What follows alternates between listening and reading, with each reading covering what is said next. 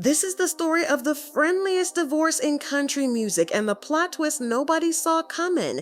Jelly Roll and Bunnie XO's divorce is ending a marriage that lasted almost 10 years, and instead of lawyers screaming and fans picking sides, the two of them are calling each other best friends, splitting everything in a matter of weeks, and telling the world they still plan to have a baby together. If that sounds backwards, that's because it is. And the deeper you go into what actually happened, the stranger and more human this whole thing gets. Let's start with the facts because the facts came out in pieces and the order matters. On June 15th of this year, the story broke that Jelly Roll, whose real name is Jason DeFord, had filed for divorce.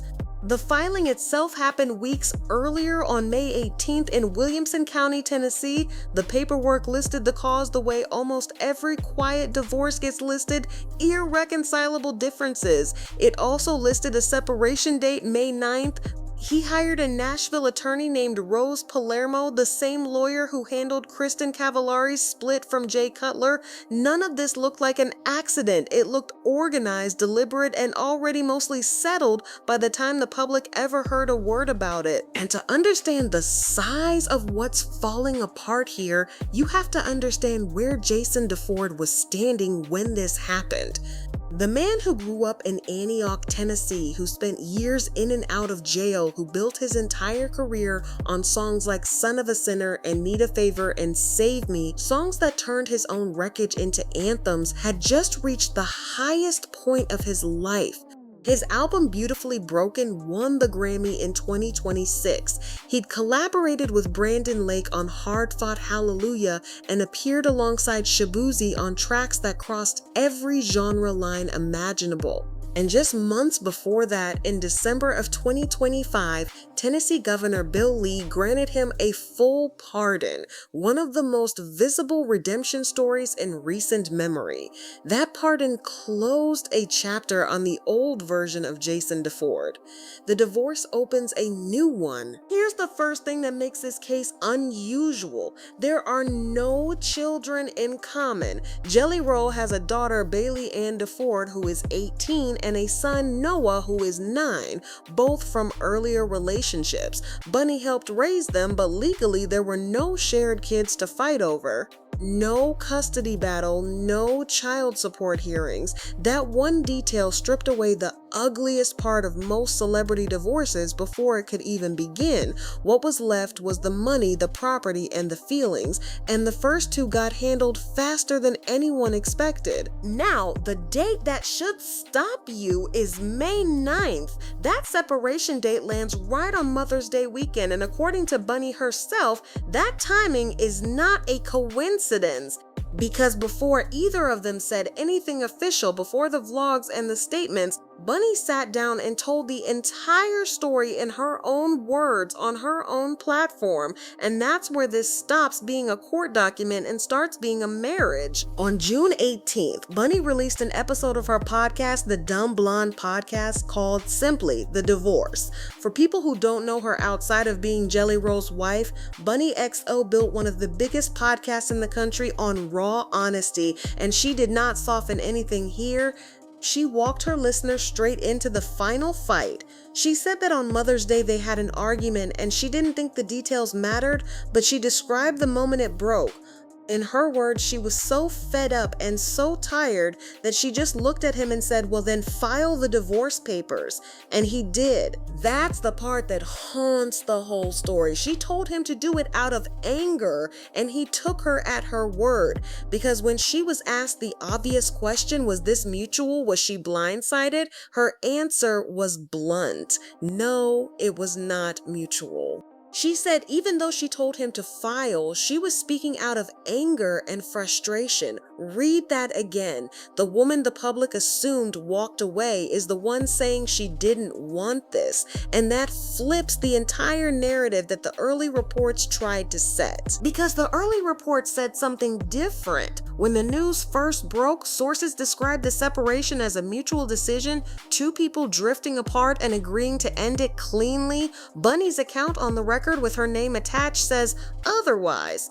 And this is where you as a viewer get to make a choice about who to believe, the anonymous source or the woman speaking for herself. That gap between the two versions is the real tension in this story. So what actually pulled them apart if nobody cheated? Because both of them have been crystal clear on that point. Nobody cheated in this breakup. Bunnie's answer was that they simply stopped communicating over the last year and a half. She described a dynamic that anybody who's been in a long relationship will recognize. She said she always loved her husband a little bit more than he loved her, that she was the glue holding them together. She put it even simpler than that. He's the runner, she's the chaser. And after years of chasing, she said she just ran out of road. But there's a deeper wound underneath the communication, and Bunnie opened it up for the first time in that episode. The two of them had been trying to have a baby for years, and it had been brutal. She revealed something she said she had never talked about publicly. She and Jelly Roll had lost 4 embryos through IVF and fertility treatment, 3 embryo transfers including the 2 twins they had hoped for, and then 2 more. She said it wrecked her emotionally, spiritually, and physically, and that it turned her into a shell of the person she used to be. She talked about how the medical side strained him too, how the hormones and the process changed the man she was married to. This wasn't a marriage that fell apart over a scandal. This was a marriage that got slowly ground down by grief, and that's a far harder story to tell and a far more honest one. And here is the plot twist that gives this whole video its name. Even with all of that, even with the divorce filed and the separation dated and the lawyers hired, Bunnie said the two of them are still planning to have a baby together, whether through surrogacy or whatever path opens up. She said they're going to co-parent. She called him her best friend. She told her listeners that this is not what people think it is, that nobody cheated, that the two of them simply serve their purpose for each other, and that purpose isn't over just because the marriage is.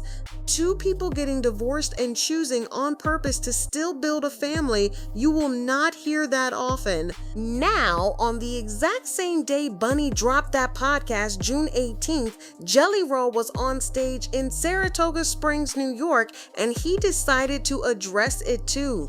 He told the crowd he wasn't going to talk about it that night, but since they were on the subject of liars, he said the internet is a liar too, and then he laid it out. He said he and his wife are best friends, that they'll always be best friends, that they had just gotten off the phone earlier that day. He said nobody cheated on nobody, and he pointed the audience straight to her podcast, telling them every word of it is the truth. Then he said the line that got quoted everywhere. He said, "Bunnie, I love you, baby. Thank you for those 10 years. They were incredible. Thank you for the next 10 years of friendship and 20 beyond that." He added that she will probably be the only woman he'll ever love the way he loved her. Think about how rare that is. Two people on the same day on completely separate stages telling the exact same story and refusing to turn on each other.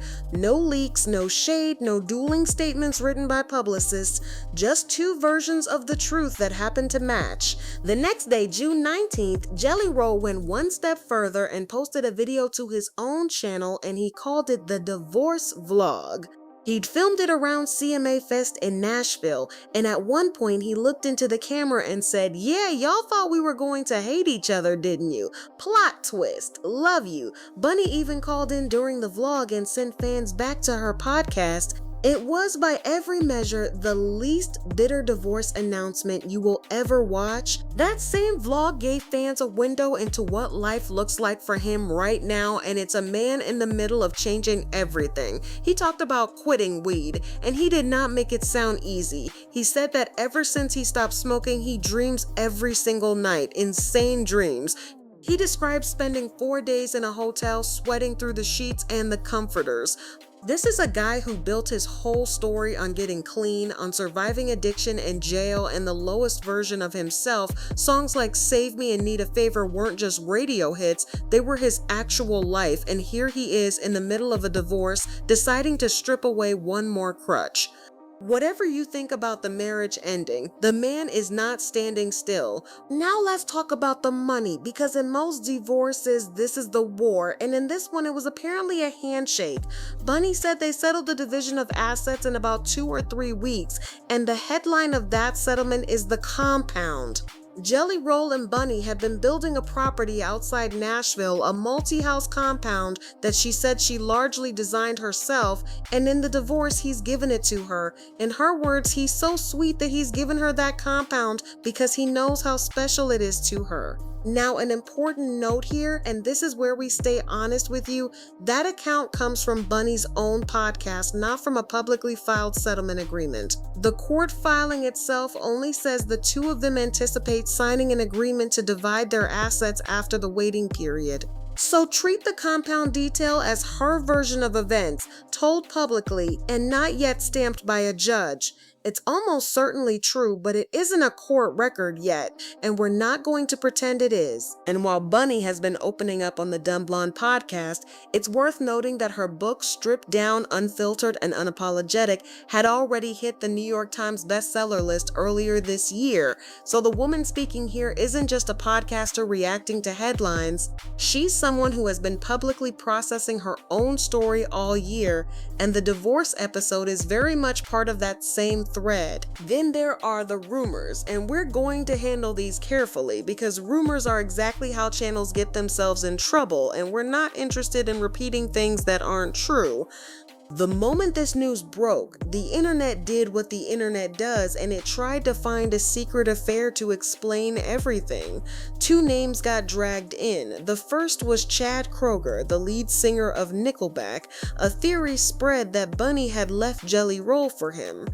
Bunnie shut it down directly and personally. She said there is no Chad and Bunnie, that she did not cheat on her husband and leave him for Chad, and she even apologized to Chad and to Nickelback for the embarrassment of it.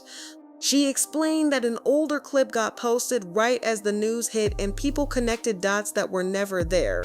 So to be clear, that one is denied by her by name. The second rumor pointed at Jelly Roll and a younger artist named Jesse Murph, who he'd collaborated with on a song. Bunnie called that theory absolutely disgusting, pointing to the roughly 20-year age gap and making it very clear there was nothing to it. Denied as well. We're putting both of those to bed right now because the actual story is interesting enough without inventing a villain.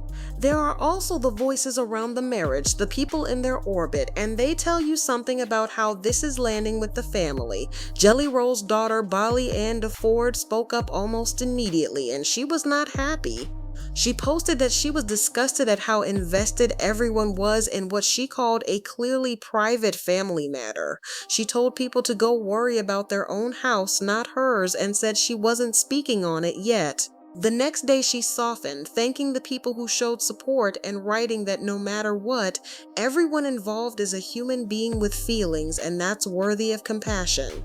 Bunnie, for her part, acknowledged on the podcast that there's tension there, that Bolly is upset with her, and she explained it the way a lot of step-parents would. She said she was always the one doing the disciplining in the house because Jelly Roll got to be the fun dad all the time.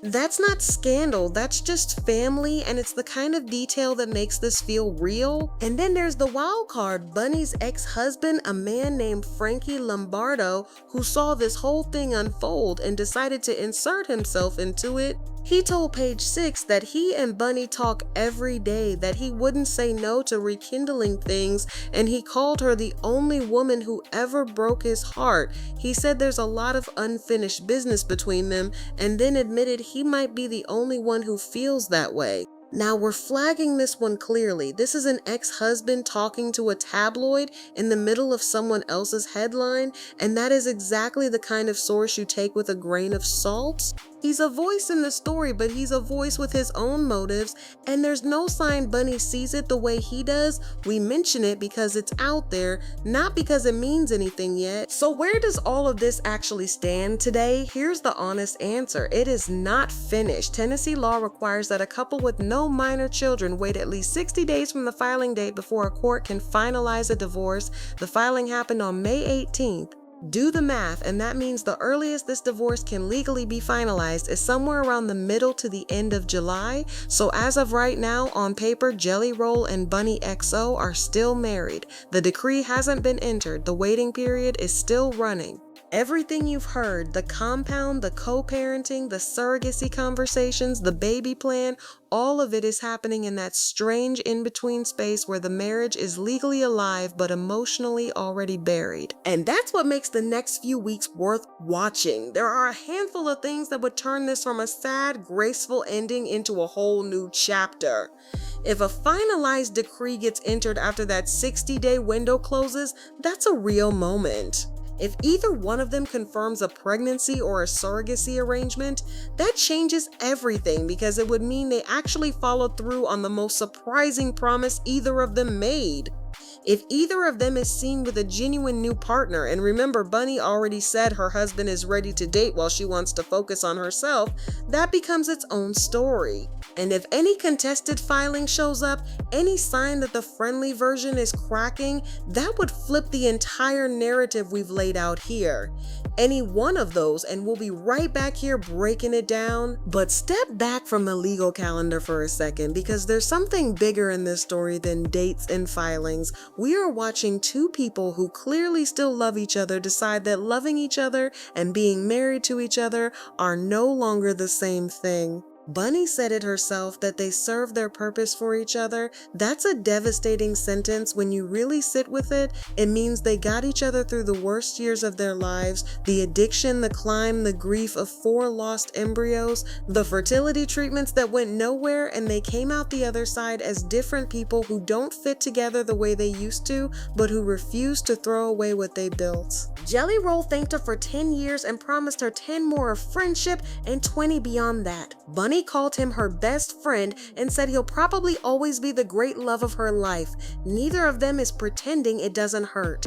Bunnie admitted she didn't want this, that she's the one who got left, even though she's the one who said the words. And yet they're choosing to walk out of this thing holding the door open for each other instead of slamming it. That's the plot twist. Not who cheated, because nobody did. Not who's dating who, because those rumors are dead. The twist is that sometimes a marriage can end and the love doesn't, and two famous people decided to show the whole world what that actually looks like in real time with no script.